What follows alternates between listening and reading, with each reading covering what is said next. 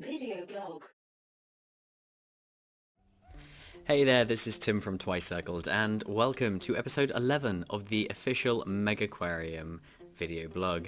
Okay, so I've got a very basic aquarium set up here. I can't remember, did I hire someone? Yes, I did. Yeah, in today's episode, I'm going to show a new feature. I'm going to talk a little bit about why I ended up adding this as we go along. So basically, I did a bit of a stock take at the beginning of this week because I'm really happy with how the UI is looking now. I like the way we're kind of conveying information to the player, and I always think it's a good idea to take a stock take after finishing a section of work, and then making sure that the next thing you are planning on working is still the right thing to work on, because circumstances change, and I think it's very easy as a developer to kind of get your blinkers on and basically just tunnel vision towards the kind of mechanics, or no, the features that you want to implement, rather than thinking out what you're trying to make the game about, if that makes any sense. You kind of go, oh well, I want to get feature A, B, and C in, and you just make feature A, B, and C regardless of what changes in the meantime. So I did the stock take, and I was pretty happy with most things. I think the majority of stuff in the game is going to improve once we add more content. You know, I think I've set up a lot of stuff to get really good. Like, I like the way the traits and the sceneries interact. And I definitely want to increase the care requirements. But all that stuff I can kind of see coming in due course. I was left with this one fundamental issue, which is that I'm just going to pause the game here because I won't be able to explain this once the day ends, which is that one thing that might not be clear is I've been very focused when I've designed these systems so far. I wanted to incentivize the player to do something specific.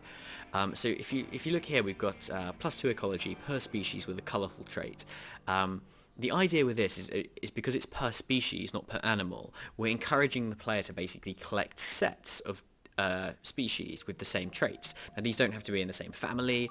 We've got these tangs are colorful. The demoiselle is colorful, and the azure and the king demoiselle are both colorful. So you can get 3 here.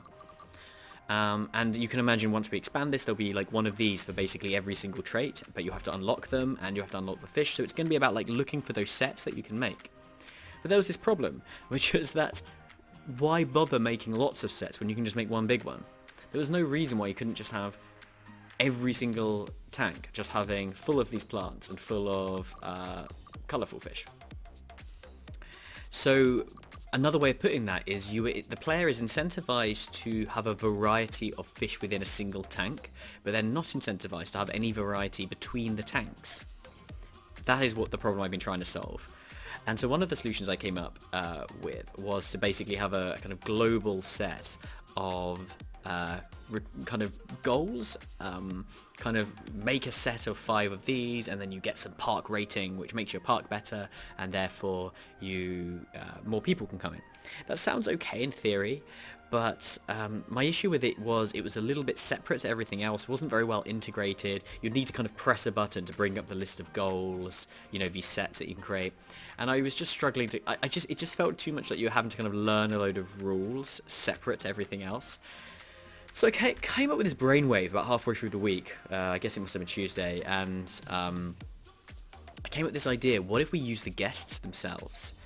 So the guests, by definition, are global to your aquarium. They go around, they look at all the tanks. So they are a great potential candidate to attach a mechanic to, which incentivizes the player to have variety globally across all of their tanks rather than just in a single tank. So I came up with this thing. It's called Guest Thoughts / Guest Needs. And this is what it looks like. So if you click on a guest, it says recent thoughts, and it says I want to see at least 2 different decorations. So that's something that they've not managed to see. And then I've seen so many colorful species today. So it's one that they have, they're happy about, one that they're not. Let's see another example. Jack says I want to see at least 3 different decorations. and Jack is a lady. We don't discriminate here. I want to see at least 2 colourful species, because currently I deliberately made this very boring bog standard aquarium. This is very much what you end up with after when you follow the first few steps of the tutorial, which is just a couple of bluefish in each of these and one decoration in each. Watch what happens when we end the day.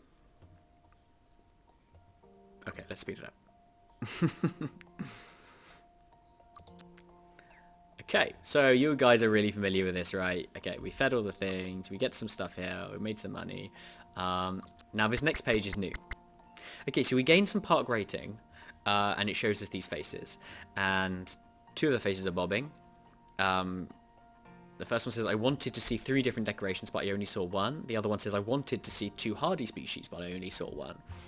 And then these guys aren't bobbing, they don't have anything to tell us. Sometimes the positive ones will also bob when you do a really good job, and they'll tell you why they really like the aquarium. You get a bit of positive feedback too. And we've got 4 park rating out of 12. I'll talk more about that later. So let's see if we can do something about this. So what I love about this is it's right in the player's face. They didn't have to read a tutorial. They're being given little clues on what they should be doing next. And what my favorite thing about this is, as the developer, I can use these thoughts, these guest needs, to really incentivize the player to do things and explore the whole game. Because it's not that I really want to make the player do lots of stuff. The reason I want to incentivize them to do more things is that it's boring for the player if there's no point of having variety. It's boring for the player if the best thing they can do is literally just copy the same tank over and over again. That's just so rubbish. It's a fundamental issue with the game. It really was. And I think I may have got a solution. So we want 3 decorations and we want to get 2 hardy species. Let's see what we can do about that. So we've got these guys. So let's just add another tank. Well, let's just go over here. I'm not gonna bother designing a cool tank just because I want to keep this vlog relatively short. I want to really focus on this stuff because I think it's kind of interesting. So we're gonna have let's just leave this one empty and we'll expand into this one. I wanted to show you this. So we're gonna add this and then we'll give them. Now we need some extra decoration. So hardy they wanted. These guys are all hardy, so we can definitely use these. So now we've got multiple things in our mind. We're trying to synergize our scenery decorations. I keep using both words, you know what I'm like. We want to synergize those with the fish, but we also want to make sure our guests are happy.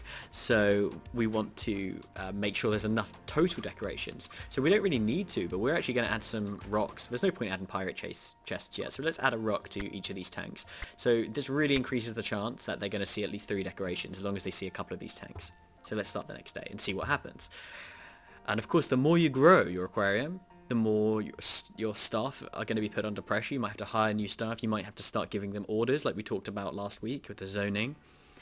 And what I like about this is it's kind of this very gentle pressure to the player just to keep doing more stuff, keep adding. And so it's all at the own players. It's the player. It's their decision to add more stuff to their aquarium. But the more you add, the harder it gets. But if you don't, then you've got all these people who are saying that they're not happy, and your park rating's not increasing as quick. So it's there's no reason why the player has to do this, but I know players will, because players love a goal, and if you tell them, look, you could be leveling up quicker, you could be having more of these happy faces, they will do that. What I need to make a bit more clear is that basically each goal that you satisfy each day gives you 1 park rating. So, and you get an unhappy face if none of their goals are satisfied, and it's currently 2 each. Let's have a little look at these, see if there's anything. So, Emily wants to see 2 hardy species. Now, one of the issues is that I've got 2 species over here, so what we're going to do is quickly swap these. You see, and that's, again, I love this, right? I didn't even consider that before I made this video, but you actually will need to also maybe spread your species out a little bit. You will want some duplications, actually, to make sure that people see them. Because the problem is this was hidden in the corner and not everybody was going over here. It's then park layout comes into it. You know, if we had made a special kind of snaking run, as you've seen me kind of do before, where you kind of use the wall tanks to make a corridor rather than like this all open, then you'd be able to force your guests to see every tank. So this little mechanic I've added also is now encouraging you to make better layouts.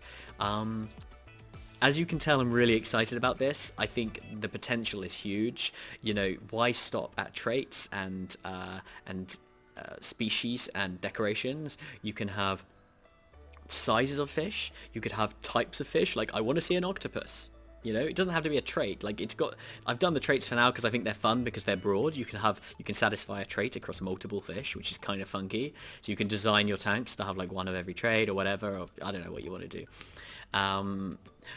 But yeah, the needs could get more stringent as the game goes on. And because we've done it on this kind of one by... oh, wait, everybody's happy. Amazing. And we've managed to level up. Obviously, we need to add a new... we need to add an animation, so it's like all shiny and like... Bajung. You're going to make some sound effect when you level up. Yeah, you heard me. I said bajung. I basically was emulating the sound it makes when you level up on Hearthstone. Man, I use way too many references to Hearthstone. I play that game quite a lot. I really like it.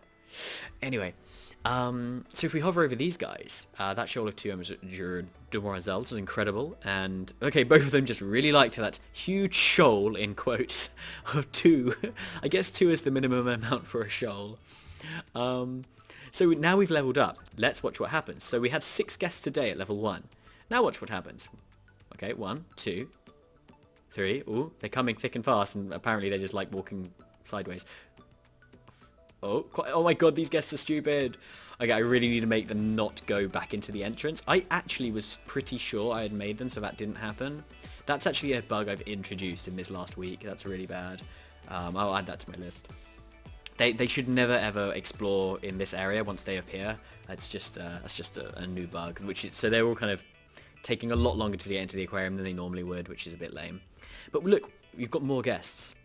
So one of the other things I've changed is that the guests arrive much quicker at the beginning of the day than the end, because it was really lame when guests would come just at the end of the day and then go straight home. It didn't make sense either. So that's probably one of the last guests that will arrive. So it gets people into your aquarium, yeah, straight, early doors, straight at the beginning. They've got a chance to get around a lot more of your tanks. Man, we're really struggling to feed everybody. Wow, how have you gone so slow? That's crazy. You've not managed to feed, like, anybody. Has feeding slowed down? I'm really surprised he wasn't able to feed more people. You guys will have to tell me in the comments what happened there. Okay, we might just about, unless he has to go back for more food. Oh no, I think he's done it. Okay, cool. Let's finish this day. Like I said, I'm not really bothered about like laying out my aquarium all fancy like in this episode. I'm just like showing you the kind of raw mechanics. And then we could add more things to these needs. Actually, I'll say this in a minute once we looked at these. Okay, there's some kind of like animation bugs there. Please ignore that. So we got 1 happy. That shoal of 2. Okay, yeah, we've heard that one. I wanted to see 3 hardy species, but I only saw 2. So now our park rating's gone up. We get more guests coming, which means more money. Well, hey, possibly we could unlock more things as well. But here's the downside. The requirements for the guests has gone up. Yeah, you see why I like this feature so much now? It scales with the player, yeah? If a player's not very good or they want to take it chill, right, they can basically not play very well and the park rating won't go up very quick and they won't have many guest requirements. But you power players out there, and I know you're watching, you'll be able to like whiz through the first few ratings, and then before you know it, you've got people asking for 4 different decorations and greedy species. Greedy species, huh? See, now the player, hopefully you guys go, oh, well, I'm going to go get one of these greedy species. And I've got all these things unlocked in this game, right? But normally you'd be having to spend these points to unlock them. So it's really it's starting to focus the player on, I keep saying the player. It's having to focus the player on certain things. I always like to give this guy a bit of extra there. So, hopefully you can see how extendable this is. Imagine we added, I want to buy something from the gift shop. Imagine we added, I want to see a talk given by the staff today. I want to see the staff feed some of the fish. Now this stuff won't be happening straight away. It won't be at park rating 1, it'll be at park rating 7 or 8. So you've got time to unlock those things. So this feature, do you see how it's kind of fundamental and incredible and important, and I can really see myself building a game around this. It really helps just scale the game. It scales with the player, because one of the biggest issues for every strategy game designer, I guess actually every game designer, is trying to make a game which isn't just immediately incredibly complex, so you just start playing and you're like walls of information and really hard, you don't know what to do. This allows us to kind of slowly ratchet up the difficulty, and my favorite thing is it doesn't ratchet up based on time. It doesn't ratchet up based on necessarily even kind of levels, really. It ratchets up based on how well the player is playing, and the kind of worse the player is playing, the slower, the more time they will have to get used to mechanics before new stuff appears. Let's just look at our final thing. So, everybody happy? Pretty sweet. Okay, as you can tell, I'm very excited about this feature. I had a real tough time designing this. I stress tested like 3 or 4 different ideas. I had my notepad out, and I came up with this one. And you know what? I'm so thrilled with how it's turned out. Yeah, it's pretty cool. Oh, this guy's got no hover.